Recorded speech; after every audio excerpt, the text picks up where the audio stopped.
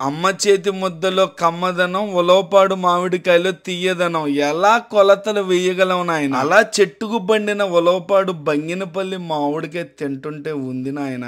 ఆ రుచికి మైమర్చిపోయి నా వేళ్ళు కూడా కొరికేసుకున్నాను ఆయన. హాయ్ అండి, welcome to RK food and tech.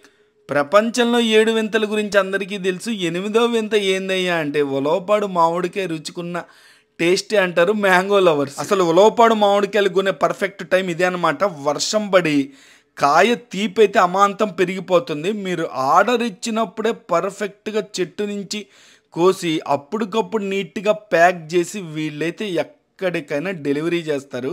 నేను కామెంట్స్లో అయితే నెంబర్ పిన్ చేస్తున్నాను. అసలు ఒరిజినల్ మామిడి పండు చెట్టుకు పండినప్పుడు చుట్టూరు ఒక ఎర్ర మచ్చ వస్తుంది. అప్పుడు దాని అందం కానీ టేస్ట్ కానీ అద్దరిపోయిద్ది భయ్యా. మీకు గనక ఆర్డర్ ఇచ్చుకోవాలనుకుంటే కామెంట్స్లో ఉన్న నెంబర్కి కాల్ చేయండి.